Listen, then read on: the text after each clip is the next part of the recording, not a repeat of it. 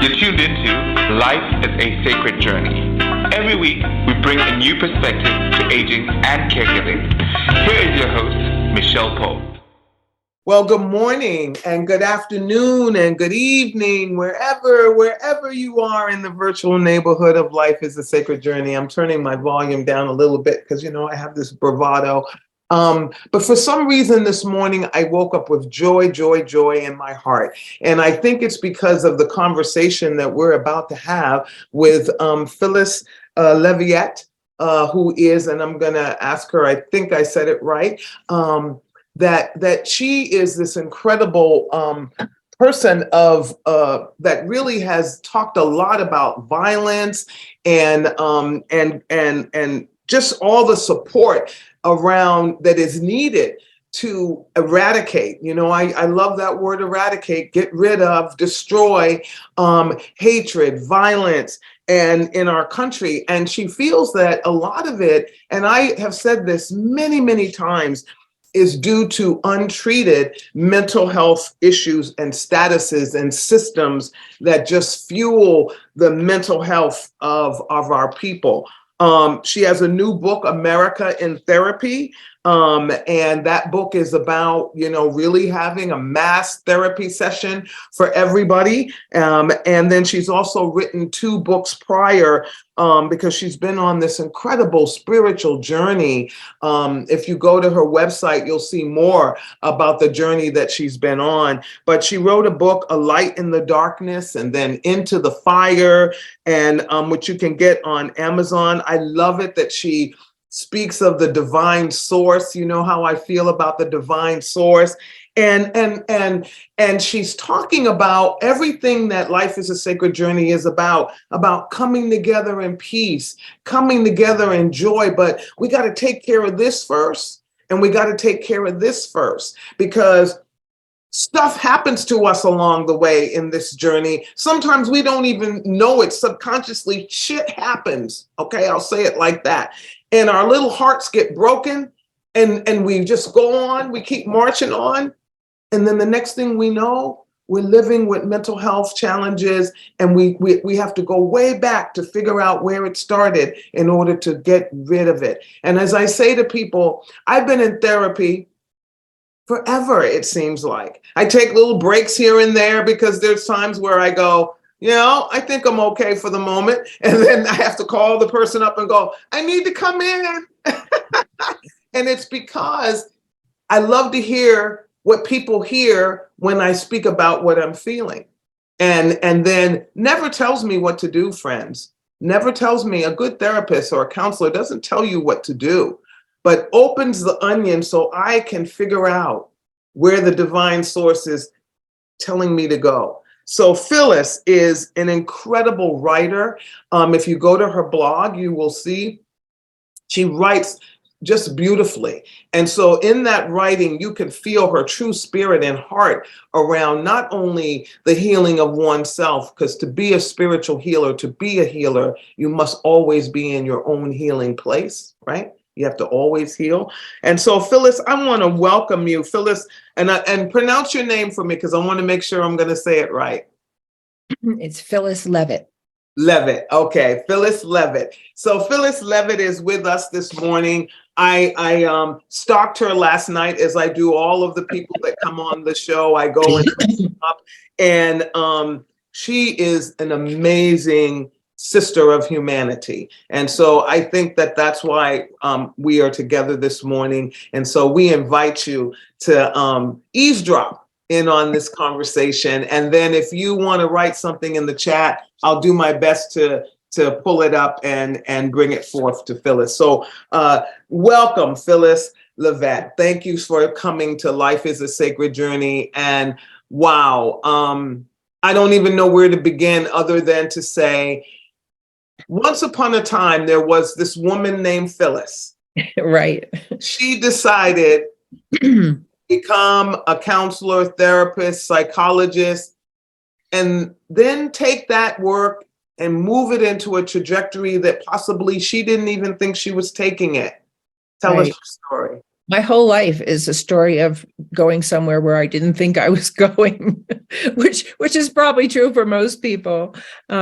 Because, I grew up in a kind of traditional suburban home with the emphasis was on education and pretty much, getting married, having two kids. And for me, at the time that I grew up, it was more getting married to someone who had a professional career, not really developing myself as a woman. I think that's the age that I grew up in, that it was just a little bit pre-feminism. So, but, my life never took me anywhere along that path. And I had, like so many people, I had an experience of childhood trauma when I was really young, and it really colored my feelings about myself as a person. I actually buried the whole thing. So I didn't know why I kind of lived under a dark shadow and felt other, felt that I didn't belong, that there was something intrinsically wrong with me. And interestingly enough, and again, I'm sure that you know exactly what I'm going to be talking about, I also had some very profound experiences of connection to something divinely loving along the way. And so it was sort of like and that's why I called my first book, The Light in the Darkness, because there was light in that darkness. And it's the light that keeps us going. It's the light that kept me going. And honestly, don't know if I would have made it. We never know without those moments of light and that feeling that there's a connection possible to something that is so divinely loving and so profoundly beyond what I knew as a single human being. Yeah.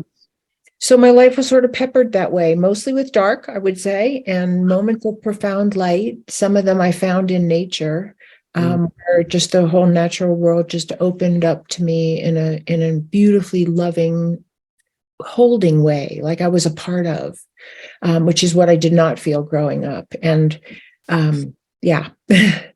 So what that led me into joining some spiritual groups that was like in the late 60s, early 70s. And that was the whole generation, that was sort of exploding in America at that time. And that was a good experience.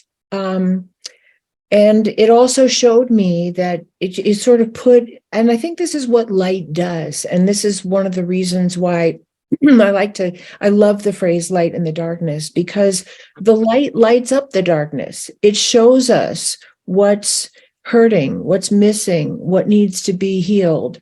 And so I think that was my experience, that every time there was sort of a burst of light, it would be, oh, yeah. And basically what came out for me was I needed to heal my whole relationship with people, because I tended to be an introvert as a way to cope with not really understanding what was troubling me.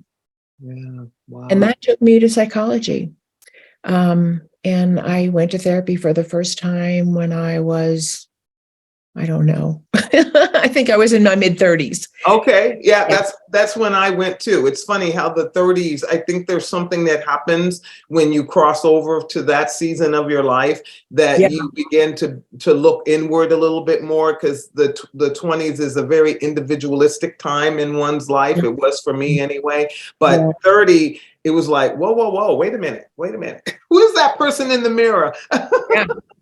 So by that time I had 3 little children and not happily married. So that was a symptom, I think that's what I've discovered, over the years, that certainly being a psychotherapist, I've been a psychotherapist now for over 30 years. And I see that it's those formative things that happen to us as we grow up, sometimes starting very young, as it did for me, that really condition how we see ourselves in the world, the value we give ourselves, the expectations we have, and the kinds of people that we attract into our lives, and the kind of situations that we either tolerate or create, or that may or may not be healthy for us. And and I think having children and the profound love that I felt for my children was also a wake-up call. Like, I'm hurting so badly, and I don't know how to give my children exactly what they need, because I'm not giving them a happy home. Oh, Phyllis. I am so resonating with what you're saying, because I think as women, we are also given this space where it's almost like it's a whisper secret that we have to be the perfection in all of that. I think those are the messages that I heard as a little girl growing up. No one ever came up to me and said, this is da, da, da. But everything around me in the universe was telling me that if I wasn't a perfect woman, a perfect mother, a perfect, and then being Black, I was always told, you got to go out there and you got to be better than the people, the other people. You can't be and I'm like, oh my God. Right, right. And I grew up Jewish, which, it doesn't have the same stigma. Right. I'm not going to compare them, but it did have a stigma. Exactly. But the pressure on me really wasn't so much from that. It was really that nothing shows. You don't have any needs. You don't have any pain. You look good. You make it. You marry the Jewish doctor and you have the 2 kids and the white picket fence and you go to Europe for your summer vacations. And I was not that person. And I never was that person. And there's nothing wrong with that person. No. It's just that it wasn't who I was. And really what I want to say so loudly is that many people in this country are abused. I wasn't alone. It's actually rampant in our world, in our country, behind closed doors. There are terrible things that happen to people and to children that, we only really started talking about in probably the late 70s and 80s, I think. It became more of a public conversation. Before that, I never heard about child abuse. And what I want to say is that it has profound effects on people that don't go away by themselves. And it's not because we're less than, and it's not because we should have been able to buck up better or put the past behind us. There's a profound hurt that happens, and I love the way you said it, in your mind and in your heart, that doesn't go away if we don't get some kind of help, some kind of perspective on, oh, that's not who you are. That's what happened to you. And Phyllis, I love that you said that, because the other thing is, folks, I want you to understand, we know about the horrific cases. Like I just heard about this horrific case where this child was abused and to death, right? And they beat him and they did all kinds of things. So that kind of abuse, we're like, yeah. But the verbal abuse and the psychological abuse that happens to children, which I told you the story one time. I was in the mall and I saw this mother dragging her child through the mall and calling the child a bad word. The whole time it was a little person, like 3, 4, 5 years old, who had no control over how fast it could walk. That's abuse. Yeah, absolutely. Absolutely. And yes, you're totally right. There's the things that stand out that we all say, oh my God, that person should go to jail, and how could they do that to a child? And I want to come back to that. Yeah. But also to say, yes, and some of the abuse that we have so profoundly in this society is neglect. It's emotional neglect. It's educational neglect. It's poverty. Whether it's societal or in the home, and what's happening in society is affecting what's happening in the home.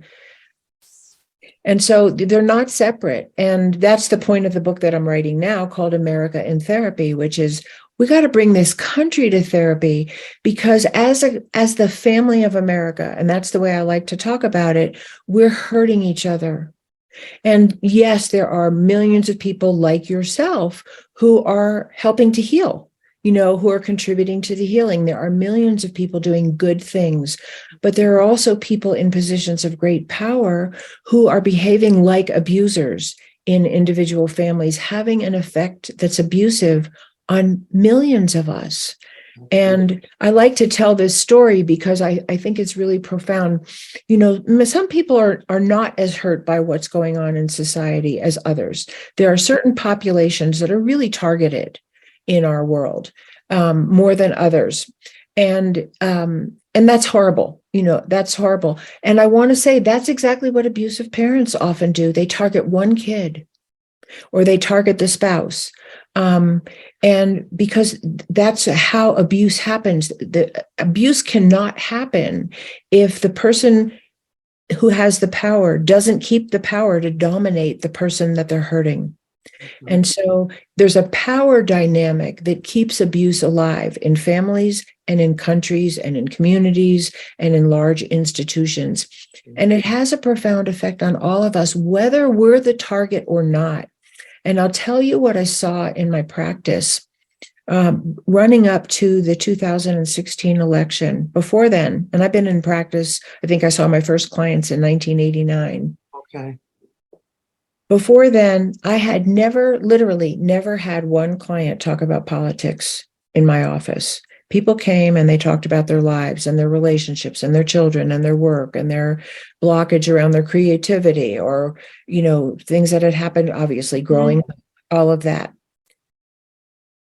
In 2015, people were coming to my office traumatized by what was happening on the political scene, lying awake at night, sleepless, in desperate fear for our country.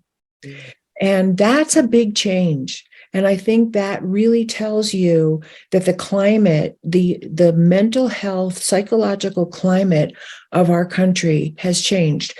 Was it great before that? No. There were lots of problems before that, but this is like bottom up, top down. Yeah. And I'd love to hear your comments on that. Well, I've also seen, because I work, I hate to call it work because it's my ministry, but I work within a denomination.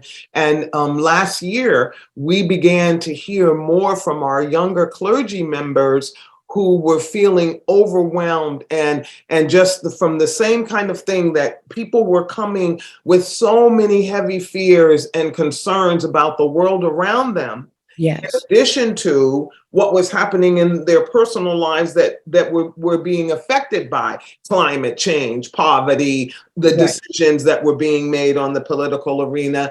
And then what do you say? There's only, people understand what I'm getting ready to say here, because I meditate and I pray constantly.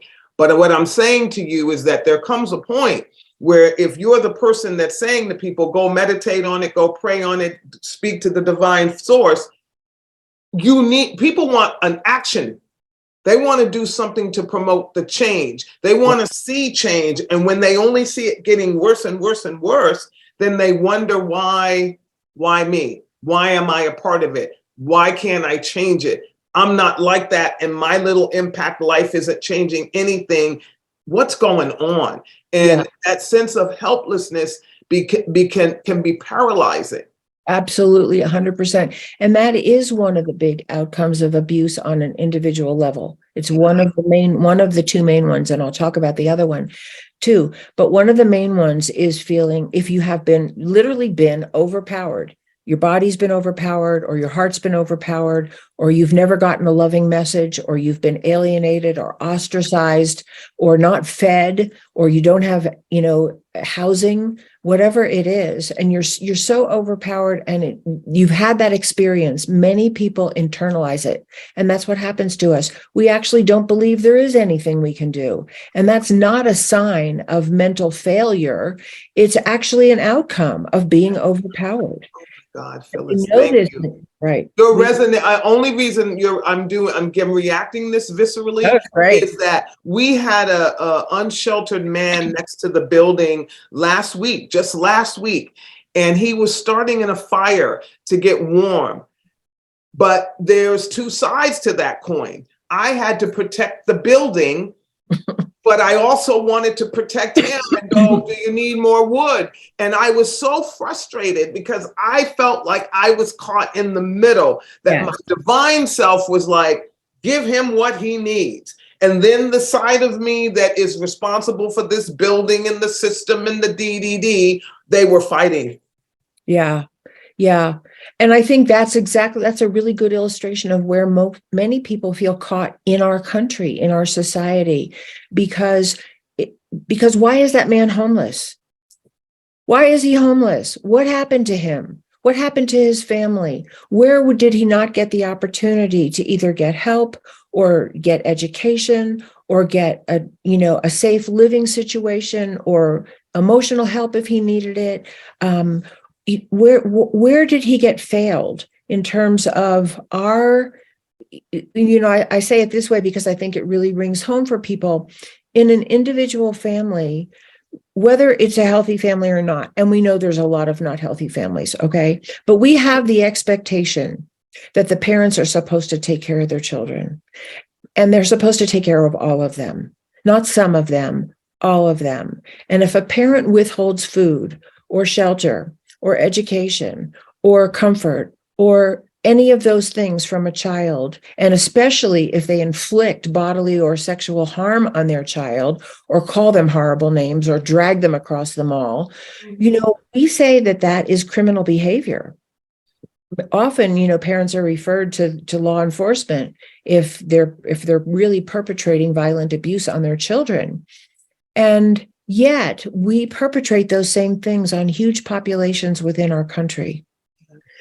And so that's what we're left with. We're left with people, and I want to come back to the helplessness thing. So then you really don't know there's anything you can do. And I think even as bystanders, like yourself, you're watching this man. You didn't cause him to be homeless, but you have a big heart and you want him to be safe. Yes. But you're not in charge of the housing authority.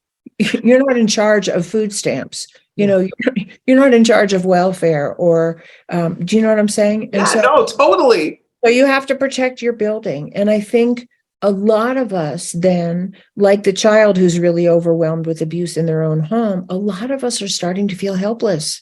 Like, what do we do? Because it's these larger institutional policies and practices that are actually like abusive families treat their children. Yes. And that's why I wrote this book called America in Therapy, because I would like to see the principles of understanding abuse, its origins, and its treatment to be a national conversation. And my hope, and I know that I alone am not going to cause this to happen. I'm one voice among many, but I want to have my one voice to say, this is what we need to heal as a country. If we really want to stop this violence, if we really want to stop war, if we really want to stop mass shootings and suicides and drug abuse and homeless children, and the list goes on and on and on. Yeah. And social justice is a construct that does not. I always feel like my friends who are more conservative than I, they misunderstand when I'm talking about social justice. They think that I'm saying, let's have a lawless world where people are not held accountable and la, la, la. And I'm never saying that. That would be stupid. I'm just going to use my own mindset. That would be dumb of me. Okay. Right. And I'm smarter than that. But what I'm saying is, I'm going to use my ducks as an analogy. Is this duck doesn't have the same opportunities and the playing level field isn't the same, then why do you expect this duck to swim just like this duck? Right. 100%. And I think the world of psychology really explains why that's not so, why the duck that's 1 down or 10 down or 100 down is not going to buck up and fly right. And there are amazing people. Human beings are resilient, and there are people who do. There's always 1 in a million. Always. Right. Yeah. But I'm talking about the million. Yeah. 1 in a million are great, and they're inspiration, and God bless them, for having had the skills and the stamina and the perseverance and the will to survive in an economy or a society that has not supported them. But I'm talking about all the other million people who don't have that opportunity and don't have that resilience and have learned to either submit or, and this is the other half, identify with the perpetrator and become the bully. And that's the other big outcome. And this is what we're seeing. Where is the school shooter coming from? This person has to be so disconnected from their own heart, their own humanity, their own sense of belonging, their own sense of worth, that that they're mentally so unhinged, but it's not that. I don't believe that person was born that way. No. I believe it's a huge, perfect storm of neglect and abuse that brings most people to that situation. And there may be, situations that are outside of that. There is no one size fits all for any psychological configuration in a person, but there are patterns, and we see them. Yes. We see them. We see them, and it's just like I say to people, where did you expect the little person to go? Yeah. Where did they can't just walk out of the house. This is not the Wild Wild West where a 10-year-old took off on horseback and ended up over here. This is not that. So where are they going to go? Even if they're being abused, and if they do it at 16, then they just move from another abuse situation to a world that's ready for them, ripe and ready to prey upon them. So, right. so you're in this situation, you're born into this situation, and it just compounds itself. Then you get in systems of education. And I'm sorry, I know there's great teachers out there, Barbara McCurran, all these great teachers that my kids had, who I talk about a lot. But there are also teachers who vomit their decay and their lack of ego consciousness or divine consciousness all over the children in the classroom, not just one, but multitudes of them for periods of time. You bring up such an important point, and it basically is that we reenact, for the most part, we reenact what is not healed.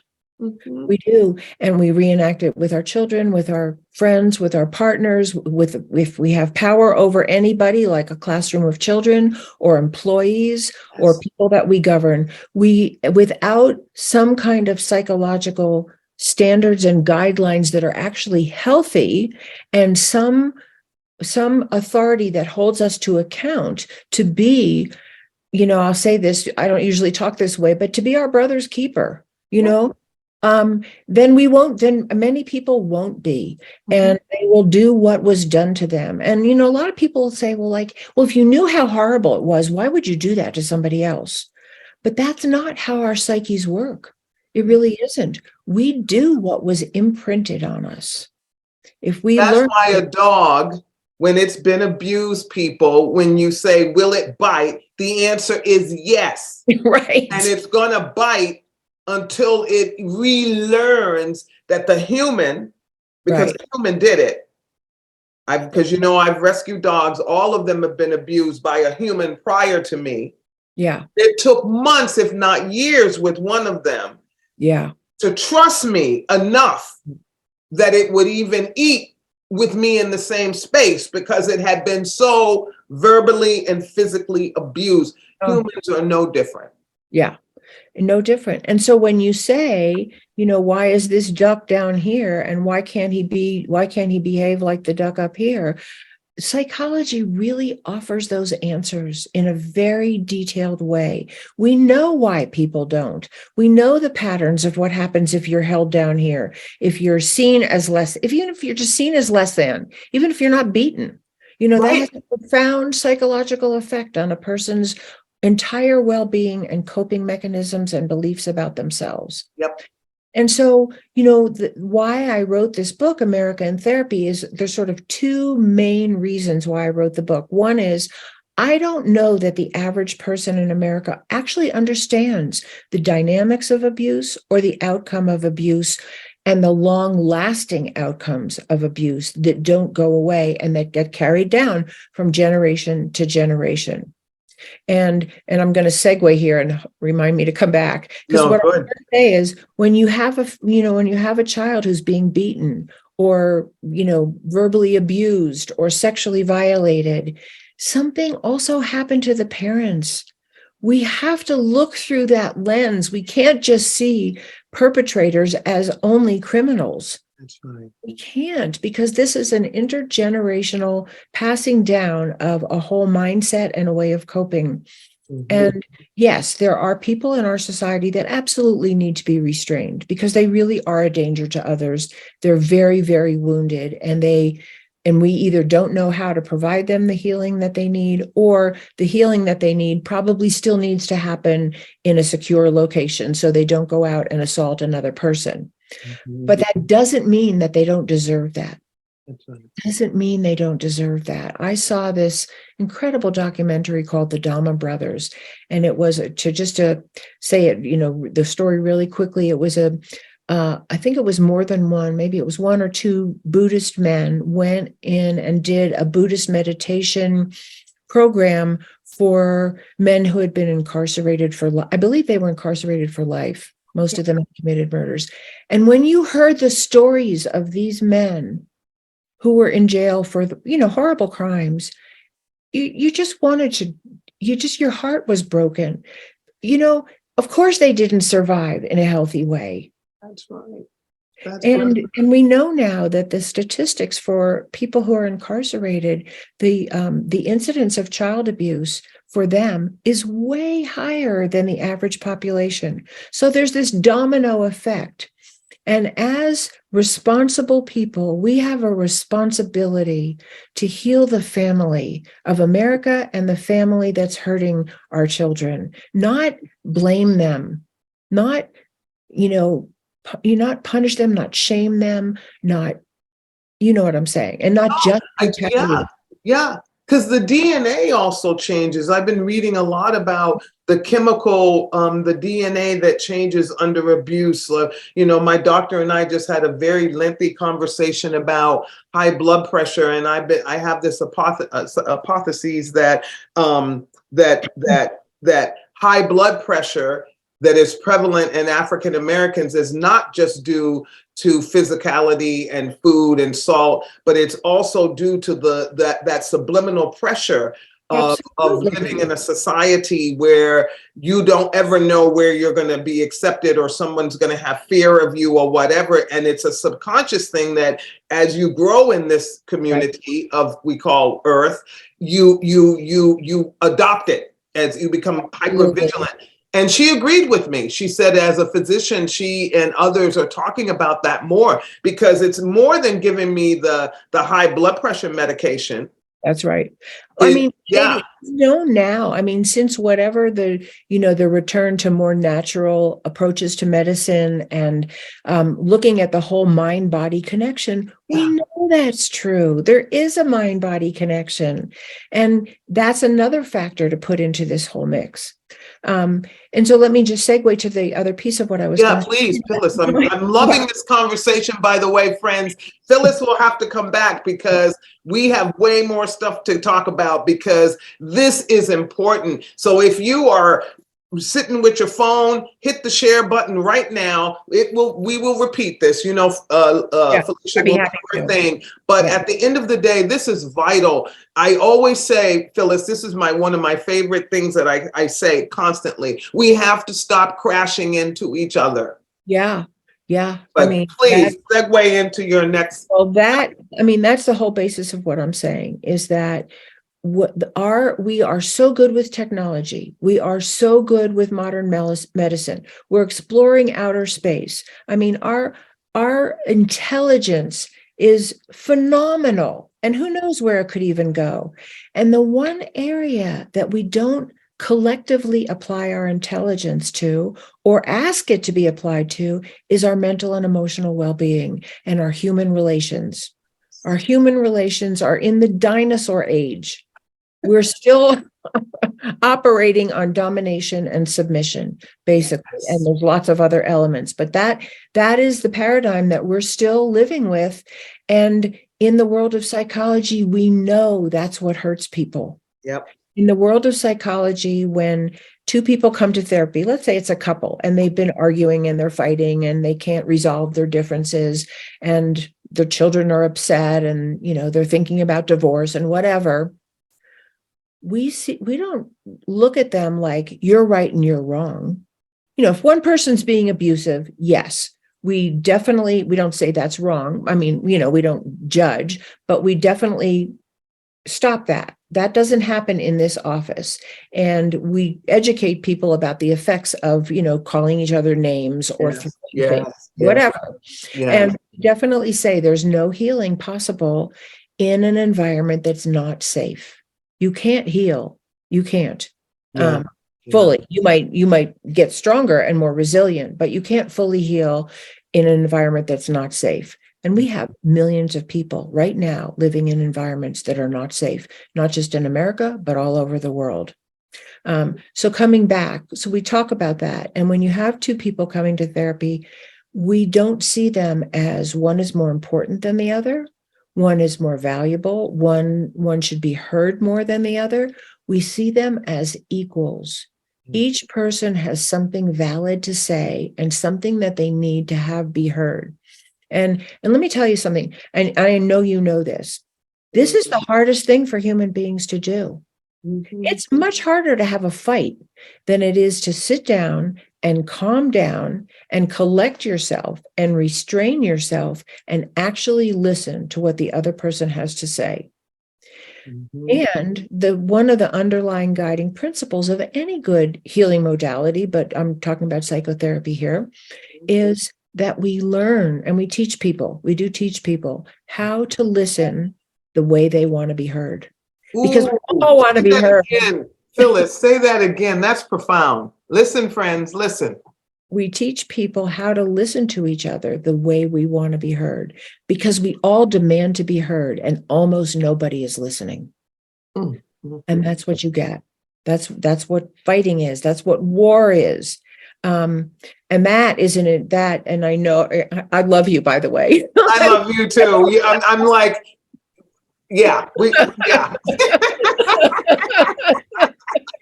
Oh my God. We're this is where I say, people, I want you to understand this is, and I'm going to go out there on the field with you a little bit. Okay.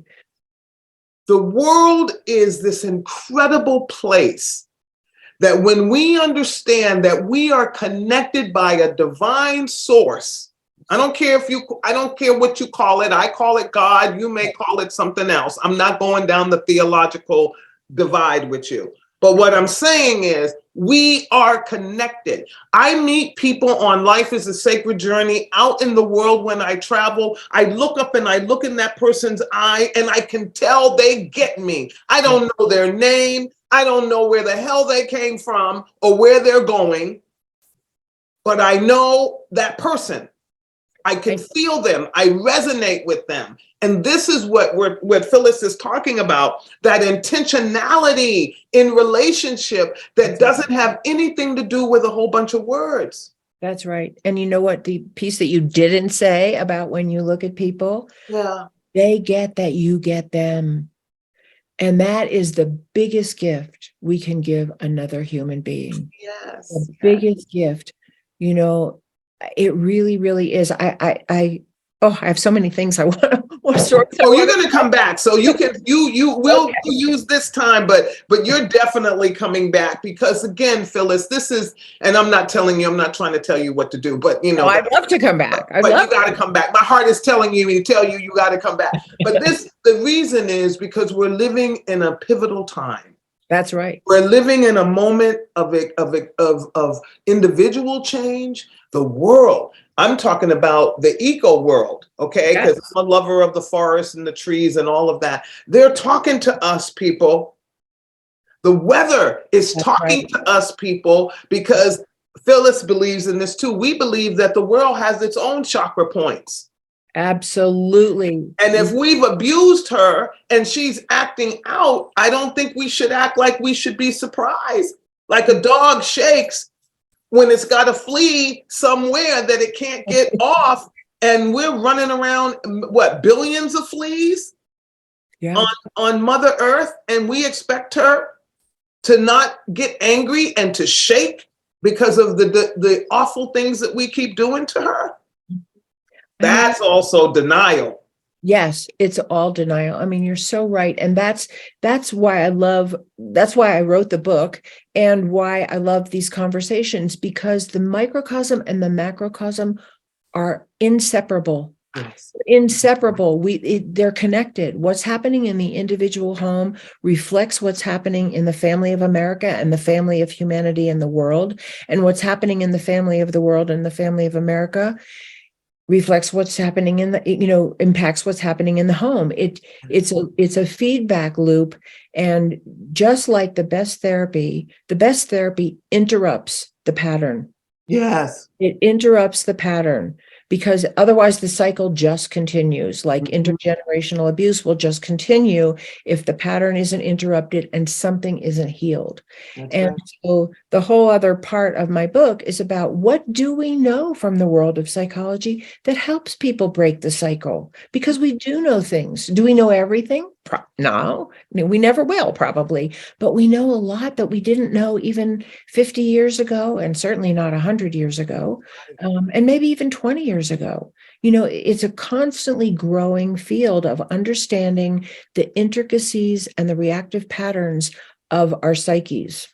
And there are some really basic things that we know help people heal. And one of them is that we make it, like I started to say, we make it safe to talk. Yeah. We make it safe so that even if it's just you and your therapist, you're not fighting with anybody. Maybe you're dealing with your own distress, but you're still in relationship with another person because you're in relationship with the therapist. Yeah. And the therapist, one of their jobs is to make it emotionally safe for you to talk about anything. Even things that you feel shame about, or even things that you have regret about, not just what might have happened to you that was painful, but because we've all done stuff that was painful to other people. And we need a place to talk about that too, without feeling like we're bad or we have to hide that, because what we bury doesn't go away. That's right. It doesn't go away. So if we're going to break any cycle at all, we have to dig down deep into our truth. And I say that, and I'm going to come back to the individual, but that's what our country needs to do. Yeah. We are populated by untold numbers of immigrants who fled persecution, who never healed from their trauma and passed it down however they did. And we have perpetrated against millions of people ourselves as a country. That what if we could just be accountable for it? What if we could just say, you know what we did to Black people was wrong. What we did to Native people was wrong, and actually feel the pain of what we did, because that's what we ask for in therapy. Sometimes when someone's in therapy, they really have been the victim of somebody else's assault. Right? That's right. They didn't have a part to play. It's not like, what are you responsible for if that person raped you or they beat you over the head?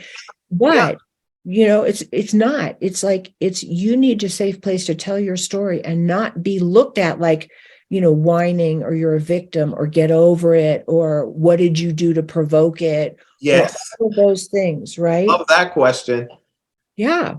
And yes, do we want to help people who have learned to be helpless become more appropriately empowered on their own behalf, so that they're no longer subject to abuse of others? We do.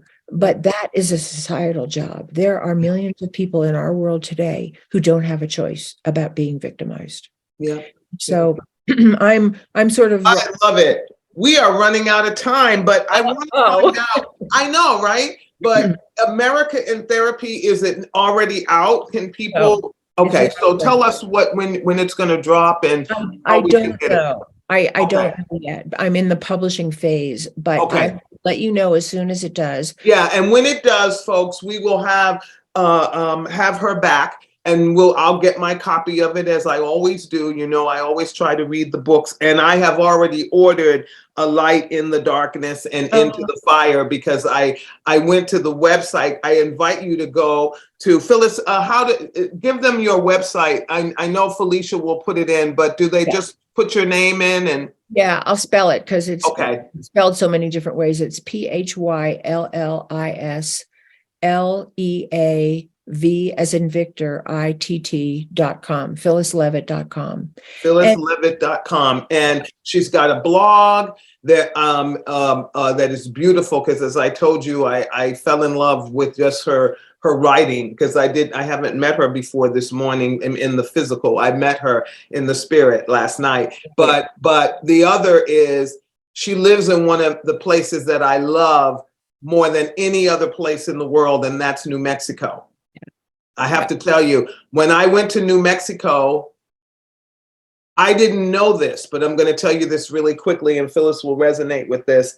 There is a church there that I had learned about when I was a child. It was a movie that I saw as a child where a staircase was built. Oh, yes. Yes. The Church of Diala. Yeah. And so I'm at this conference, friends, and I'm at this hotel, beautiful, artsy, beautiful hotel. And I said to somebody, I think this church that I've always wanted to see, it's like been resonating in my heart as a child. I mean, I watched this movie like in the 70s or 80s. Wow. And well, I wasn't a child, but you know what I mean, a young person. And the person said, Michelle, turn around. I turn around and they pointed. They said, the church is on the other side of this courtyard of this other beautiful church where they had just New Mexico is a spiritual. The minute I landed in the airport, because as you know, I consider myself to be very connected because the world has taught me that I am. I didn't just pull that out of the stratosphere. The world has taught me that I am, and I resonate with things. I got off that plane and I was like, okay, what's happening here? I'm feeling stuff. There's an incredible energy there. That's a vortex of a lot of ancestral energy, and some of it bad, but a lot of it good. Right. And so if you ever get a chance to go to New Mexico and see the spiral staircase that was built with a wood that they still cannot find and with no nails, and it's perfectly wonderfully shaped. You can't walk on it anymore. They put a rail on it later on, but the nuns and the people, the choir walked up on it for years. So I just think we need to be willing to live in the miracle of life. Yes, absolutely. And let me just add, when we talk again, I want to share more about what psychology has and spirit has to offer about how we heal. Because that's the other piece. Yeah, let's do that. We're going to have Phyllis back really soon, because the other thing, my friends, I believe in the collective healing. Mm-hmm. I believe that if we all woke up tomorrow morning and decided to do one thing when we walked out of the door, and maybe that would be look to the left, look to the right, and just say, thank you, Mother Earth. If every human being did that tomorrow morning, right, we'd have a different world. It would resonate something, because that's how it works. Right. So, and then when we're talking about being psychoanalyzed or psychology or any of that, we're not saying to you, give up who you are. We're just saying, find that inner truth and find someone who will allow you to feel safe, allow you to share your truth, your good, like as I always say, my good, bad, and my ugly. And then teach me how to forgive myself. That was the ultimate thing that my psychologist did for me, to teach me that I was not wrong, I was not bad, and I had to forgive myself, because I was out there busy forgiving other people. Right. And let me just say if I could say really quickly. Yeah, please, Phyllis. Psychology not only doesn't take anything away from you, it helps you get back who you really are and uncover everything that's buried, the beautiful person that you always were in the first place. And that's where we make our contribution from, whether it's just being kind to our neighbor and being better with our kids and our partners, or we're going out and we're, doing something for the rainforest. It doesn't matter what scale you're doing it on.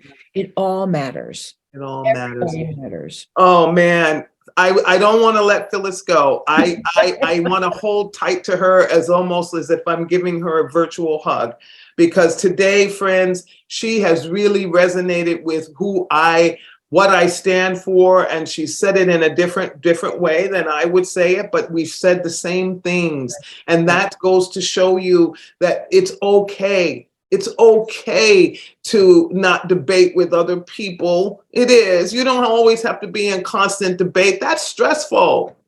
Yeah.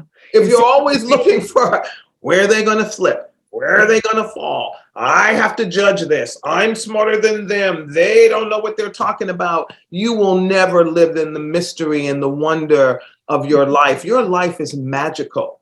That's right. And I don't mean, well, I do have a magic wand here. Yay. There's my magic All right. wand. But at the end of the day, I don't mean it like that. I mean, there's fruit that you bear. There's seeds that you plant that you don't even know. Somebody told me yesterday, a young person, Phyllis, and that she said to me, "You motivate me." And I go, "What? I don't even spend that much time with you." But what she said was, every time you walk into a room and you see me, your face lights up and you make a beeline just to hug me and to say, "How are you?" I don't, and I don't even realize that I'm doing that because I really love this a young person. So do that. Give some of your love energy away. Because you know what? When you do that, you grow more. That's right.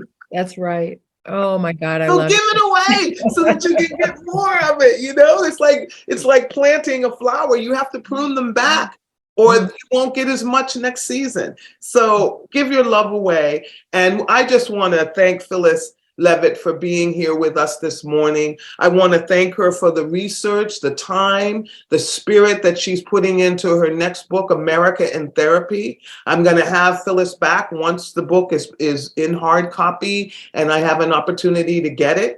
But I invite you to order, to go purchase, however you do that, because I know we all do it from different venues, A Light in the Darkness and Into the Fire. And then I invite you to go to her website and read her beautiful blogs. We all need to take in information. And when we take it in, as my mother said, we eat the meat and throw away the bones. Yes, yes. Okay? Because not everything is for you. That's right. And if I can quickly add, Please, Phyllis.